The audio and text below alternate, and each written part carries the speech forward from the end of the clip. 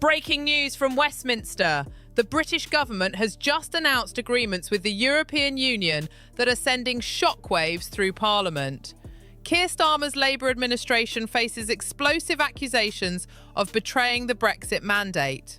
Conservative MPs, including Shadow Foreign Secretary Priti Patel, have launched devastating attacks, claiming the government is systematically reversing what 17 million voters chose in 2016. Reform UK now leads Labour in major polls.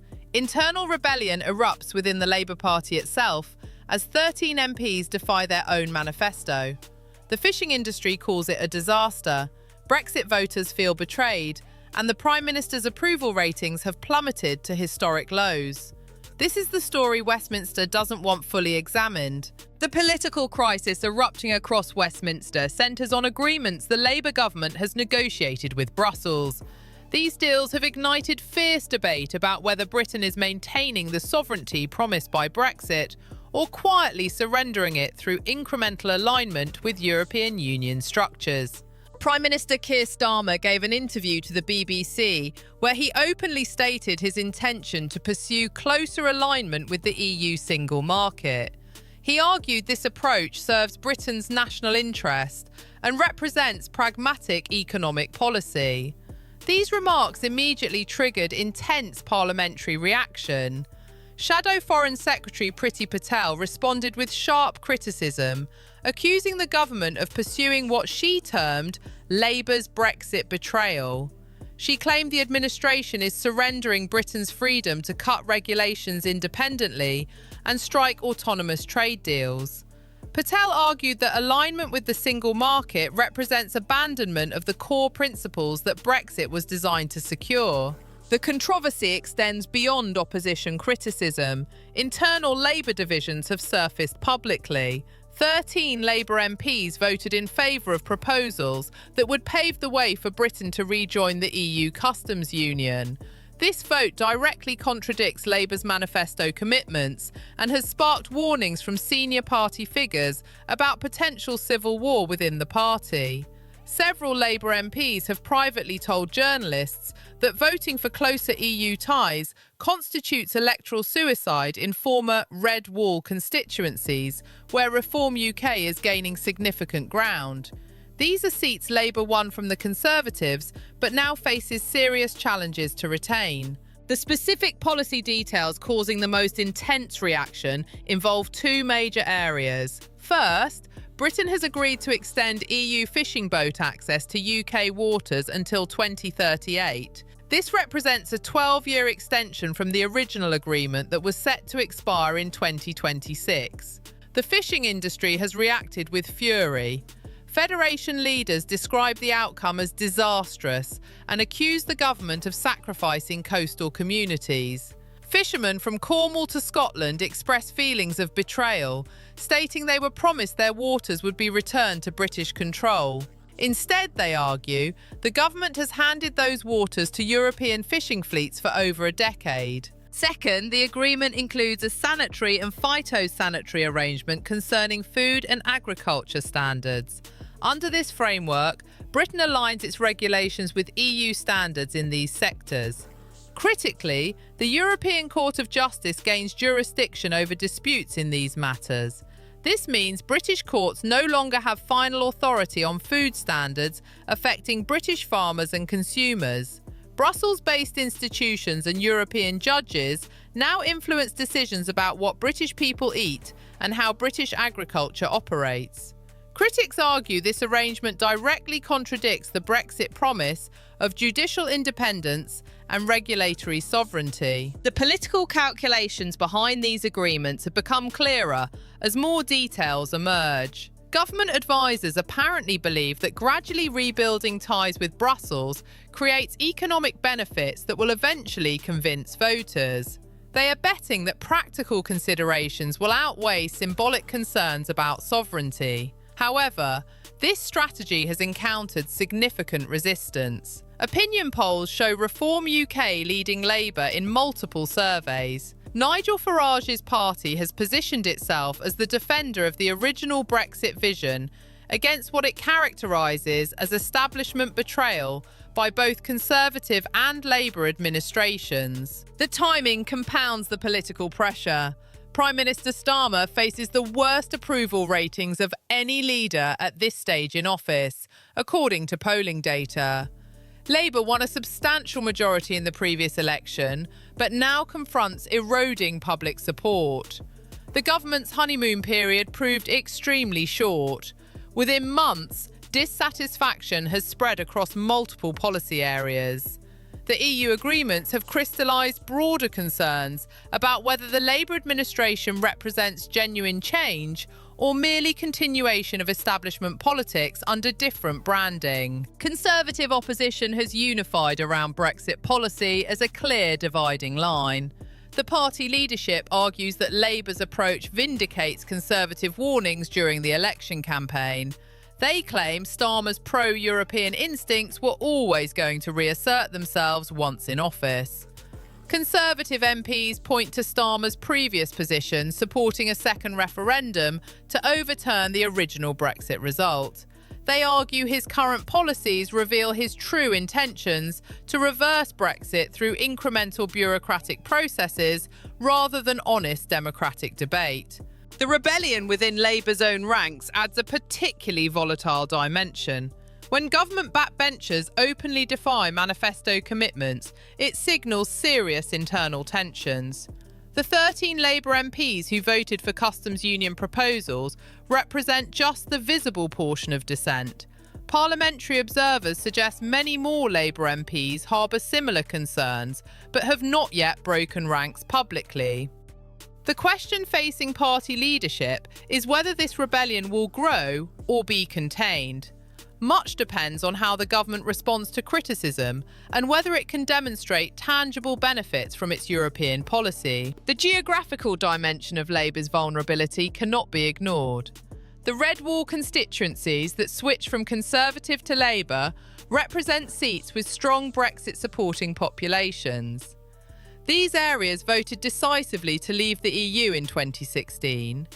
Many voters in these regions felt ignored by political establishments and saw Brexit as a way to reassert control over their communities. When these constituencies shifted to Labour, they did so hoping for change, while expecting Brexit principles to be maintained. The perception that Labour is reversing Brexit creates acute electoral danger in precisely these seats that gave the party its parliamentary majority. Public statements from Labour MPs in vulnerable seats reveal the pressure they face. Some have warned party leadership privately that certain EU policies will cost them their seats at the next election. The Youth Mobility Scheme, which critics argue could facilitate mass migration from the EU, generates particular concern. Many Red Wall voters cite immigration control as a primary Brexit motivation. Any policy perceived as reopening immigration from Europe risks devastating Labour support in these areas. MPs understand their constituents' views and fear being caught between party loyalty and electoral survival. The fishing rights controversy deserves deeper examination because it encapsulates the broader tensions around Brexit implementation. During the 2016 referendum campaign, fishing became a powerful symbol. Coastal communities felt the EU Common Fisheries Policy had devastated their industry by allowing foreign vessels extensive access to British waters. Brexit supporters promised that leaving the EU would mean taking back control of fishing waters and prioritising British fishermen. This promise resonated strongly in fishing-dependent regions. When the initial Brexit agreement included transitional provisions for EU fishing access until 2026, it generated disappointment but was accepted as a necessary compromise. The expectation was that full British control would be restored once this transition period ended. The recent agreement extending EU access until 2038 therefore represents a fundamental reversal. Rather than the transition ending as planned, it has been extended for 12 additional years. Fishing industry representatives calculate this means EU boats will have had access to British waters for 22 years after the Brexit vote. They argue this makes a mockery of the entire Brexit promise regarding fishing. The government defends the fishing agreement as part of a broader package that secures economic benefits. Officials point to reduced tariffs on British exports and improved market access for UK businesses. They argue that pragmatic compromise on fishing delivers greater overall advantage. However, this cost-benefit analysis ignores the political symbolism that fishing carries. The issue represents something larger than the economic value of the fishing industry itself. It embodies questions about sovereignty, promises kept or broken, and whether democratic mandates matter when governments find them inconvenient. The Sanitary and Phytosanitary Agreement raises distinct but equally significant concerns. Food standards and agricultural policy touch upon matters of public health, environmental protection, and national self-determination. Brexit supporters argued that leaving the EU would allow Britain to set its own standards based on British priorities rather than Brussels bureaucracy. The reality of regulatory alignment means Britain essentially adopts EU standards as they evolve. If European regulations change, British standards will need to match them to maintain the agreement. The role of the European Court of Justice particularly inflames opposition. One of the core Brexit arguments centred on ending the supremacy of European law and European judges over British affairs. The principle was that British courts, ultimately the UK Supreme Court, should have final authority on matters affecting Britain. Accepting ECJ jurisdiction over food standards creates a direct exception to this principle. When disputes arise about whether Britain is properly implementing the aligned standards, European judges will make the final ruling. This arrangement strikes many observers as incompatible with the sovereignty Brexit was meant to secure. Government ministers argue these compromises are necessary for smooth trade relations and economic stability. They point out that complete regulatory divergence would create trade barriers harmful to British businesses and consumers. They suggest that sovereignty means having the freedom to choose alignment when it serves national interests, not being forced into isolation.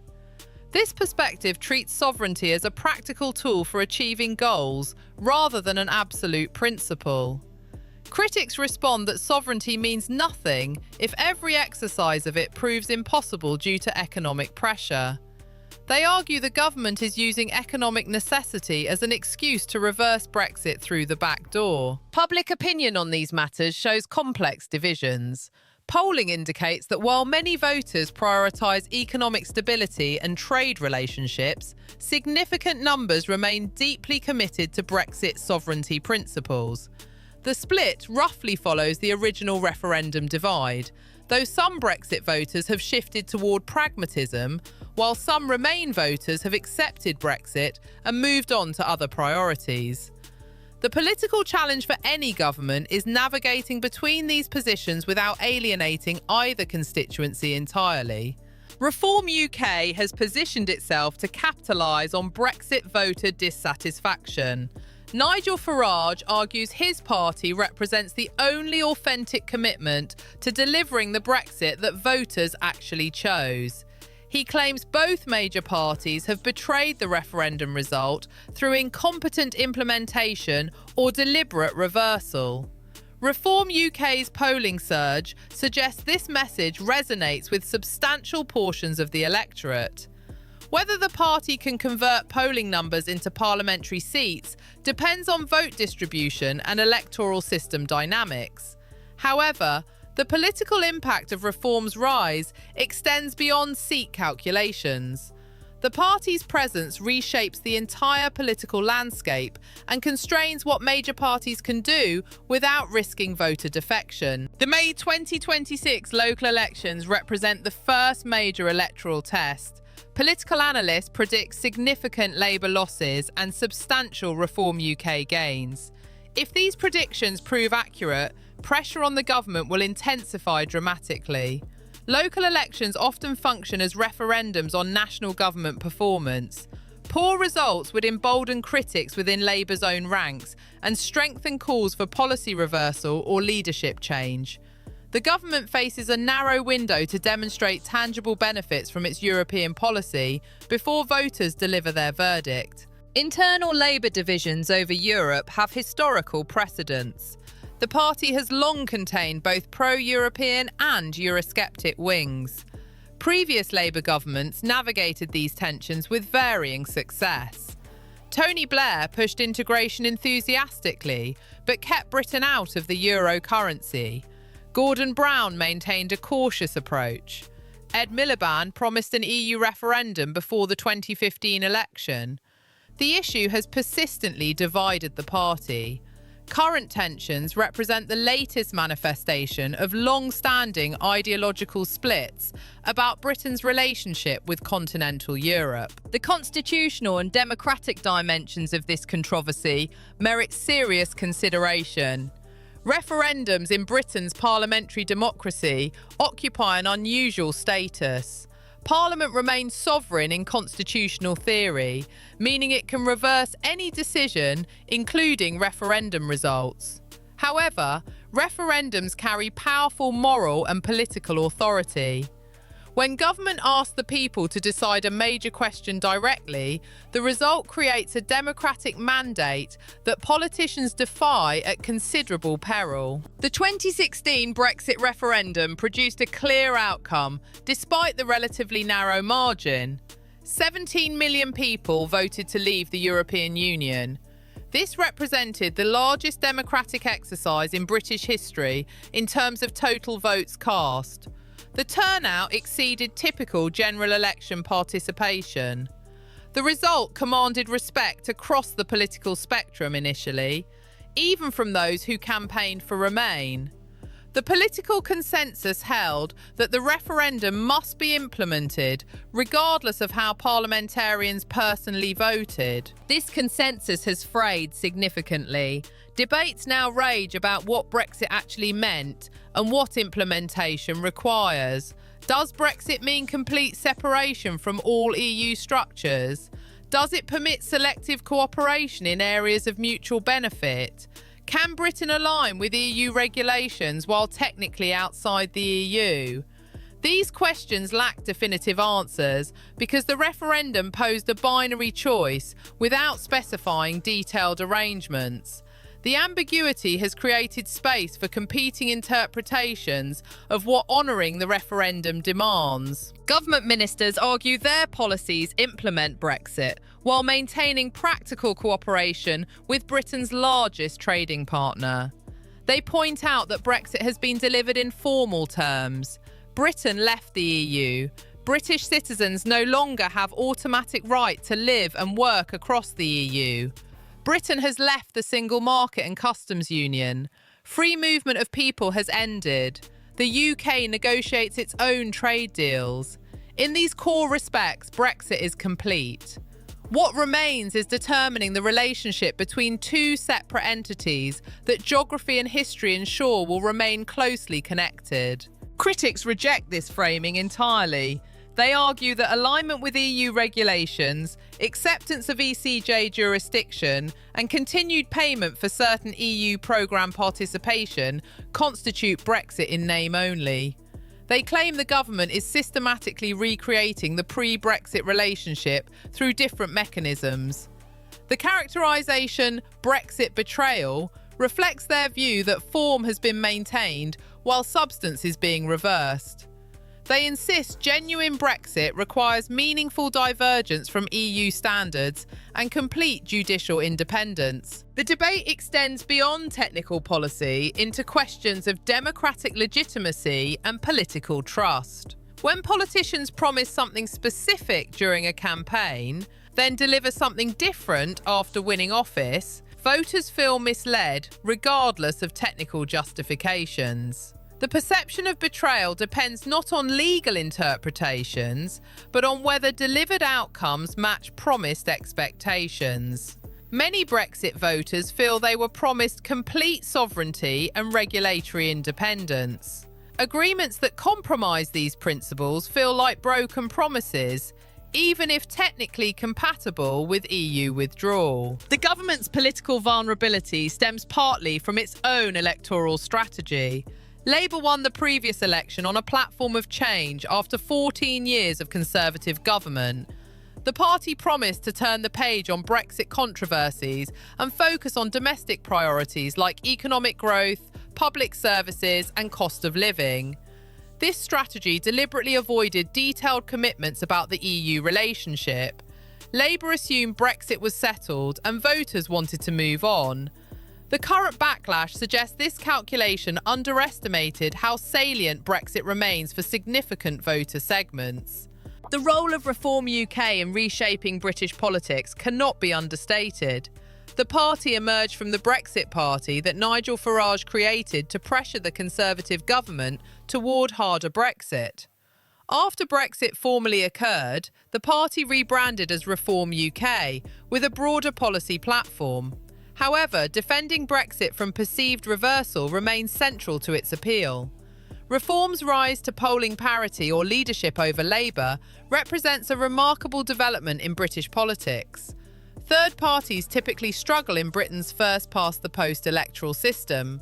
That Reform has achieved such polling prominence indicates genuine public appetite for its message. The Conservative Party faces its own dilemmas regarding this situation. As the party that delivered formal Brexit, Conservatives claim ownership of the issue. However, their 14 years in government included compromises and delays that frustrated many Leave voters. Reform UK explicitly positions itself as the party for voters disappointed by Conservative Brexit implementation. This creates pressure on Conservative leadership to adopt harder positions to prevent further defection to Reform. The dynamic drives British politics rightward on European policy and makes compromise more difficult for any government. Looking forward, several scenarios could unfold. The government might maintain its current course, betting that economic benefits and pragmatic voters will vindicate the approach despite vocal opposition. This strategy risks electoral punishment, but could eventually succeed if tangible improvements materialise. Alternatively, the government might reverse course on specific policies like fishing rights or ECJ jurisdiction in response to political pressure. This would address critics but create its own problems by appearing weak and reactive. A third possibility involves the government collapsing under combined pressure from opposition, internal rebellion and electoral losses, potentially triggering an early general election. The May 2026 local elections will provide crucial data about public sentiment. If Labour suffers catastrophic losses as predicted, the political dynamic shifts dramatically. Backbench MPs facing difficult re-election prospects will pressure leadership for policy changes. Cabinet ministers might begin positioning for potential leadership contests. The opposition will sense vulnerability and press harder. Conversely, if Labour performs better than expected, it provides breathing room and validation for current policies. Beyond immediate political calculations, this episode raises fundamental questions about democratic governance. How should governments balance referendum mandates against changing circumstances? When does pragmatic compromise become democratic betrayal? How much detail must referendums specify to create binding mandates? These questions lack easy answers, but will shape British politics for years to come. The Brexit debate is far from settled.